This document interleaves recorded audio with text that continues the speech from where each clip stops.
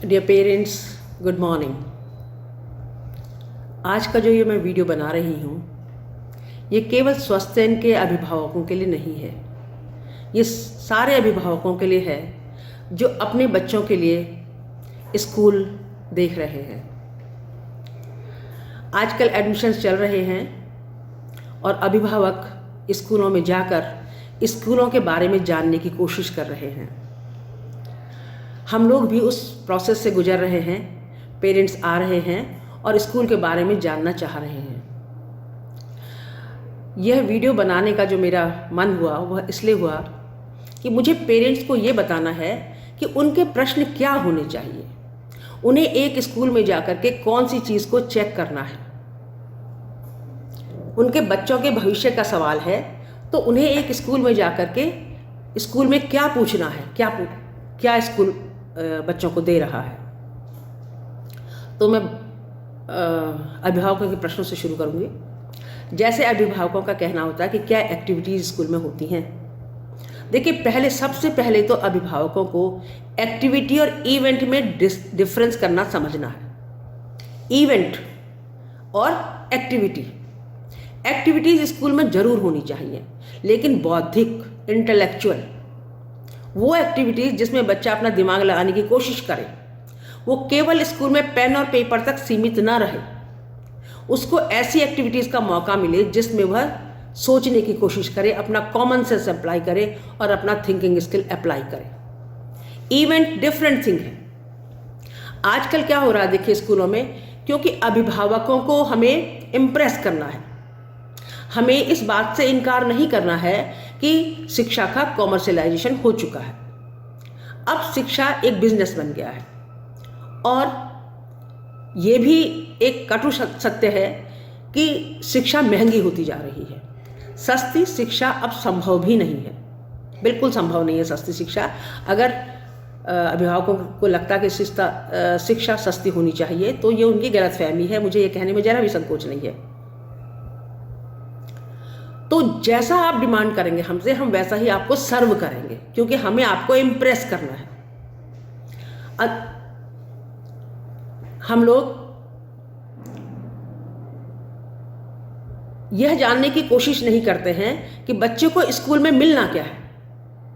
हम यह जानने की कोशिश करते हैं बच्चा पेरेंट्स किस चीज़ से खुश होता है, और हम वही करने की कोशिश करते हैं। इसलिए टीचर्स जो हो रहे हैं स्कूल में बहुत अच्छे इवेंट मैनेजर्स हो रहे हैं, लेकिन बहुत अच्छे टीचर्स नहीं हो रहे हैं। Next is our examination system. किसी भी स्कूल को अगर आप जानना चाहते हैं तो उसका एग्जामिनेशन सिस्टम आप ज़रूर चेक कीजिए कि क्वेश्चन पेपर्स कैसे सेट होते हैं। अधिकतर क्या होता है कि जो टीचर पढ़ा रहा होता है वही क्वेश्चन पेपर भी सेट करता है और वही कॉपियाँ भी चेक करता है, तो इवैल्यूएशन जो है फेयर नहीं होता है। इसको हमें देखना है कि कैसे हम बदलें। सिस्टम क्या होना चाहिए कि बच्चे का एक तो फेयर इवैल्यूएशन हो और बच्चा कुछ सीखे। इसलिए ओपन बुक एग्ज़ाम्स होने चाहिए कि अगर क्वेश्चन ऐसा हो कि अगर ओपन बुक बच्चे को दे दी है तो बच्चा विषय को इतनी अच्छी तरह से समझाया कि वो उसके आंसर कर सके। इससे क्या होगा, एक तो बच्चे के मन में जो डर है, परीक्षा का जो डर है, वो ख़त्म हो जाएगा और टीचर भी एक्चुअली इस पर वर्क करेगा कि बच्चा जो कुछ पढ़ाया जा रहा है उसको समझे। अदरवाइज उसकी कोई वैल्यू नहीं है जो क्लासेस में पढ़ाया जा रहा है। आप देखते होंगे कि आज बच्चों के लिए 99% मार्क्स बहुत इजी हैं, बट बच्चों का लेवल 99% का है ही नहीं। बहुत से बहुत 60 to 70% तक बच्चा आएगा अगर फेयर इवैल्यूएशन होगा। बोर्ड्स में भी जो क्वेश्चन पेपर्स होते हैं जनरली आप देखेंगे वो प्रैक्टिस बच्चे इतना करते हैं कि प्रैक्टिस से बच्चे उसको मास्टर भले ही कर लेते हैं, लेकिन जब कॉम्पिटिटिव एग्जाम्स होते हैं, जैसे IIT के जो एग्ज़ाम्स होते हैं, उसमें क्वेश्चंस बिल्कुल नए होते हैं जो बच्चों ने पहले कभी देखे नहीं होते हैं। तो उस पर जब तक उन्हें कंसेप्ट क्लियर नहीं होता है वो उसको सॉल्व नहीं कर सकते। तो इस तरह की तैयारी स्कूल से ही शुरू हो जानी चाहिए। हमें स्कूलों में बच्चे को जो प्रेजेंट क्लास है उसके लिए नहीं तैयार करना है, उसको फ्यूचर के लिए तैयार करना है। अब गलतियाँ कहाँ पर करते हैं पेरेंट्स, देखिए जब एग्ज़ाम शुरू होता है तो पेरेंट्स पूछते हैं सिलेबस क्या है। देखिए मैं फिर बोल रही हूँ कि अगर आप नहीं बदलेंगे तो स्कूल सिस्टम नहीं बदलेगा। सिलेबस पेरेंट्स को क्यों चाहिए? अगर बच्चे को नहीं चाहिए सिलेबस तो पेरेंट्स को क्यों चाहिए, आप बताइए। क्या क्या आने वाला है एग्ज़ाम में, ये क्यों चाहिए। अगर बच्चे को नहीं मतलब इससे कि भाई एग्ज़ाम मेरे क्या आने वाला है, क्या कोर्स है, तो फिर वो पेरेंट्स जान के क्या करेंगे। और वो अगर पेरेंट्स बच्चे को तैयार कर भी देंगे तो क्या बच्चे को उसका फ़ायदा होगा भविष्य में, नहीं होगा। इसलिए सिलेबस तो बच्चों को देना ही नहीं है। एग्ज़ाम अनाउंस नहीं होने चाहिए, नहीं तो क्या होता है पेरेंट्स बच्चों को पढ़ाना शुरू कर देते हैं, साल भर पढ़ाइए ताकि एग्ज़ाम जब हो तो बच्चा एग्ज़ाम में कंफर्टेबल रहे। बच्चों को रिपोर्ट कार्ड्स क्यों मिले बताइए। क्या स्कूल को नहीं पता कि बच्चा क्या कर रहा है या पेरेंट्स क्या कर रहा है। ये एक प्रश्न है कि सालों से सदियों से रिपोर्ट कार्ड बच्चों को दिए जा रहे हैं। क्या बच्चों में इम्प्रूवमेंट हो रहा है उस रिपोर्ट कार्ड को देने से। कैसा रिपोर्ट कार्ड होना चाहिए। क्या रिपोर्ट कार्ड में केवल मार्क्स होने चाहिए, जो अदर एस्पेक्ट्स ऑफ लाइफ है क्या वो नहीं मेंशन होने चाहिए, और कैसे होने चाहिए, उनका इवैल्यूएशन कैसे होना चाहिए, क्या ये नहीं होना चाहिए। आज आपको पता है कि 85% सक्सेस जो है वो इमोशनल क्वोशिएंट से है या लाइफ स्किल से है। तो क्या हम उस पर काम कर रहे हैं स्कूल में। क्या स्कूल के सिलेबस में उसके लिए कोई स्थान है, नहीं। ये सब जब तक आप नहीं मांगेंगे तब तक स्कूल नहीं देगा। एक पेरेंट अभी आए थे एडमिशन के लिए, मुझे बहुत अच्छा लगा, उन्होंने टीचर्स की क्वालिफिकेशन जानना चाहा। स्कूल में जाके आपको चेक करना है कि टीचर की क्वालिफिकेशन क्या है, कौन टीचर आपके बच्चे को पढ़ा रहा है। अगर हम आपका इंटरव्यू ले रहे हैं, बच्चे का टेस्ट ले रहे हैं, तो टीचर का क्यों ना इंटरव्यू हो, प्रिंसिपल का क्यों ना इंटरव्यू हो, बताइए।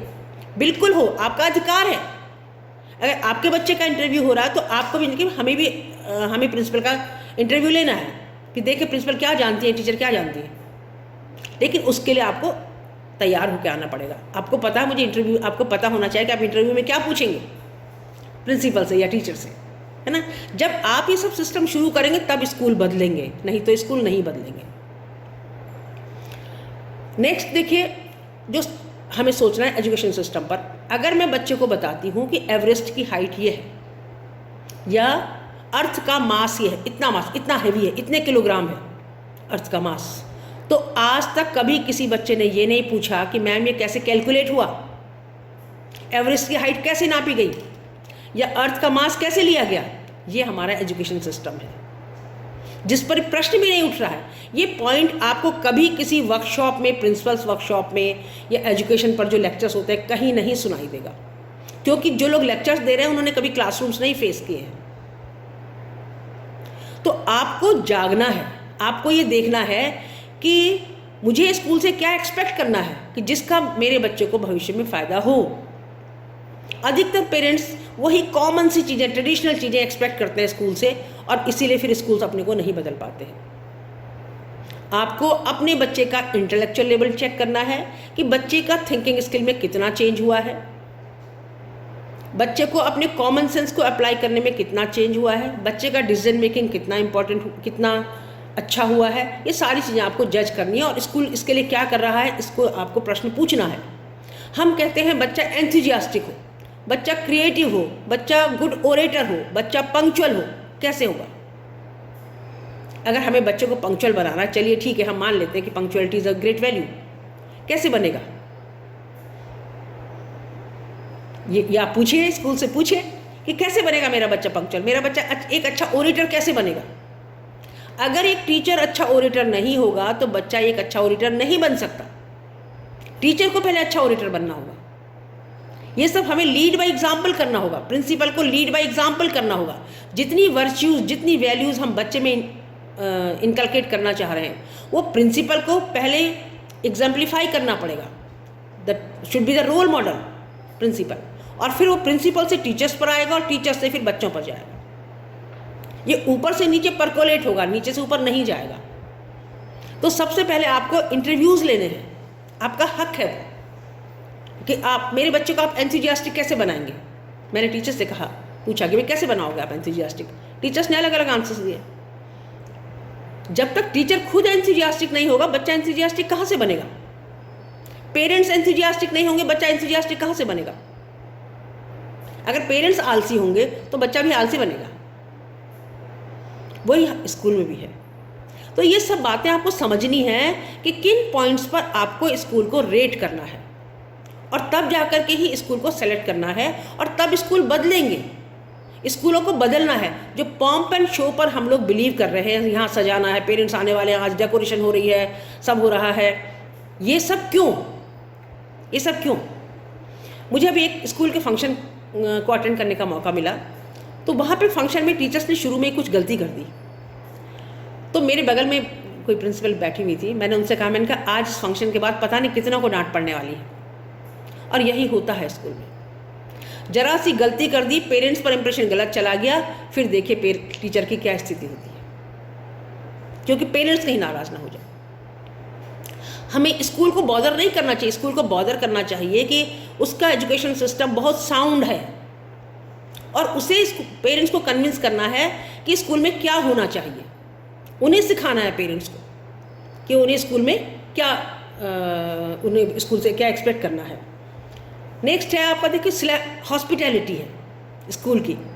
How the parents are being treated, parents को कितना सम्मान मिल रहा है, कितनी इंपॉर्टेंस मिल रहा है, कितना महत्व दिया जा रहा है, बच्चे को कितनी रिस्पेक्ट मिल रही है।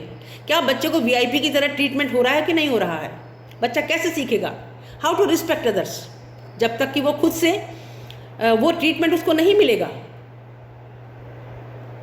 ये सारी चीज़ें हमें, इन चीज़ों का हमें ध्यान रखना है वाइल सेलेक्टिंग अ स्कूल। और अगर आप नहीं बदलेंगे तो हम नहीं बदलेंगे, हम सोचेंगे कि हमारी ड्यूटी है। लास्ट जो सबसे इम्पॉर्टेंट है, टीचर। टीचर के बारे में कोई नहीं सोच रहा है कि टीचर की स्थिति कैसे अच्छी हो। एक टीचर के पास एक स्कूल में 6 पीरियड का वर्कलोड होता है 8 में से, और उसके अलावा उसके पास बहुत से और भी काम होते हैं। बच्चे की पर्सनैलिटी डेवलपमेंट टीचर को ही करनी है, असेंबली के लिए तैयार टीचर को ही करना है, अपनी वर्कशीट्स बनानी है, कॉपियाँ चेक करनी है। मतलब ये समझा जाता है कि टीचर के पास कोई जादू की छड़ी है, वो घुमाए और सब काम हो जाए। टीचर के फ्रस्ट्रेशन का कोई नहीं सोचता, टीचर को कैसे ट्रीट करना है, कितनी रिस्पेक्ट देनी है, क्या करना है, उसका भी ध्यान रखना है, ये जनरली नहीं सोचा जाता। हर टीचर 6 घंटे स्कूल में काम करता है, पूरे 6 घंटे, उसे 1 सेकंड का आराम नहीं होता है। उसके अलावा अधिकतर काम वो घर में करता है, पेपर्स बनाना, वर्कशीट्स बनाना, कॉपियाँ चेक करने के लिए ले जाना, टेस्ट पेपर्स चेक करना है, वो सब वो घर ले जाके काम करता है, वो कहीं रिकॉर्ड में नहीं होता। And how much a teacher is paid, ये आपको पता है। कैसे हमें अच्छे टीचर्स मिलेंगे जब तक कि आप अच्छा पे करने के लिए तैयार नहीं होंगे। बिना पैसे के एक अच्छा स्कूल नहीं चलेगा, नहीं चल सकता। टीचर्स को काम देना है, लेकिन काम के अकॉर्डिंग पे भी करना है। और जब हम पे करेंगे तभी हम एक अच्छे मास को इनवाइट कर पाएंगे इन टीचिंग प्रोफेशन। क्योंकि कोई भी टीचर बच्चे को अपने से बेटर नहीं बना सकता। अगर टीचर ही 60% वाला होगा तो वो 90% वाला कहाँ से बना देगा, बताइए। उसके लिए या तो हमें काम करना पड़ेगा, या हमें टीचर को 90% बनाना है, या हमें अच्छे मार्क्स को इनवाइट करना पड़ेगा। ये सबसे जो worst part of education system है कि अच्छे लोग टीचिंग में नहीं आना चाह रहे। आप नहीं चाहते कि आपका बच्चा टीचर बने, तो आपके बच्चे को एक अच्छा टीचर कहाँ से मिलेगा? आप उसके लिए एक अच्छा पे करने के लिए भी तैयार नहीं। सारे लोग, हमारी प्रायोरिटीज़ अलग हैं, घर बनाना, घूमने जाना, गाड़ी रखना, ये सब हमारी प्रायोरिटीज़ हैं, पर फीस में हम हमेशा कंसेशन चाहते हैं। तो कैसे काम चलेगा? स्कूल चलाएंगे, स्कूल वाले स्कूल चलाएंगे, उन्हें भी सर्वाइव करना है, उन्हें भी सर्वाइव करना है। लेकिन जब तक आप अपनी प्राथमिकताएं जो आप स्कूल से एक्सपेक्ट कर रहे हैं वो नहीं बदलेंगे तो स्कूल नहीं बदलेंगे, और बच्चे के साथ अन्याय होता रहेगा। बच्चे के 90% मार्क्स नहीं हैं, ये आप मान के चलिए। उसके एक्चुअल मार्क्स वो हैं जो वो अपने माइंड को अप्लाई करके, अपने कॉमन सेंस को अप्लाई करके, अपने थिंकिंग स्किल को अप्लाई करके गेन करता है। वो एग्जामिनेशन सिस्टम कैसे बनेगा, उस पर हमें काम करना है कि कैसा एग्जामिनेशन सिस्टम हो। नॉट एग्जामिनेशन हम उसे कहेंगे, कैसा हमारा असेसमेंट हो, इवेल्युएशन हो बच्चे का ओवरऑल, कि बच्चा कैसा होना चाहिए। प्राइजेस हम देते हैं, देखिए कि ड्राइंग में फर्स्ट आ गया बच्चा, स्पोर्ट्स में फर्स्ट आ गया बच्चा, मार्क्स अच्छे आ गए बच्चे के, लेकिन बच्चे ने किसी की हेल्प की, बच्चा कोऑपरेटिव है, रिस्पेक्टफुल है, क्या उसके लिए किसी स्कूल में मार्क्स का प्रोविज़न है? जबकि ये सबसे ज़्यादा इम्पॉर्टेंट है, सबसे ज़्यादा इम्पॉर्टेंट है। तो स्कूल को चेंज होना होगा कि सिस्टम में हम क्या बदलाव लाएं कि बच्चे को हम एक अच्छा इंसान बनाएं, परफेक्ट इंसान बनाएं। अक्सर हम कहते हैं कि बच्चे को आप एक अच्छा इंसान बनाना है, स्कूल का लक्ष्य है कि बच्चे को एक अच्छा इंसान बनाना है। टीचर ही अच्छा इंसान नहीं होगा तो बच्चा कैसे अच्छा इंसान बनेगा, जब वो किसी अच्छे इंसान को देखेगा ही नहीं। और वो अच्छा इंसान कैसे बनेगा, उसके पास इतने सारे फ्रस्ट्रेशन है, उसको यहाँ से डांट पड़ रही है, वहाँ से डांट पड़ रही है, मन में फियर है, डर है कि कब कहाँ से डांट पड़ जाए या कब कहाँ से मेरी कंप्लेंट आ जाए पेरेंट्स से, तो वो कहाँ अपना 100% दे पाएगा। Can the teacher give his 100%? No, not at all. So हमें क्या करना है कि टीचर खुश रहे, टीचर ग्रो करे, क्योंकि जब टीचर खुश रहेगा तभी वो ग्रो करेगा और तभी वो बच्चे को भी हेल्प कर सकता है खुश रहने में और ग्रो करने में। इन सब चीज़ों का ध्यान हमें स्कूल सिस्टम में रखना है और स्कूल सिस्टम में जज करना है, चेक करना है। आपको अपनी एक्सपेक्टेशंस स्कूल से बदलनी होंगी, तभी स्कूल्स बदलेंगे, नहीं तो स्कूल्स नहीं बदलेंगे। और स्कूल्स केवल एक सर्टिफिकेट प्रोवाइड करने के, रिपोर्ट कार्ड प्रोवाइड करने का एक एजेंसी बन जाएगी, not of the development, not of the development. ये हमें ध्यान में रखना है। मेरी आप सब लोगों से, सारे अभिभावकों से प्रार्थना है कि इस विषय पर सोचें। इतनी जल्दी नहीं, लेकिन समय आए कि स्कूल सिस्टम बदले और बच्चा एक अच्छा नागरिक बने, एक केपेबल नागरिक बने, एक योग्य नागरिक बने अपने देश का, और देश उस पर गर्व करे। All the best to all of us. Thank you.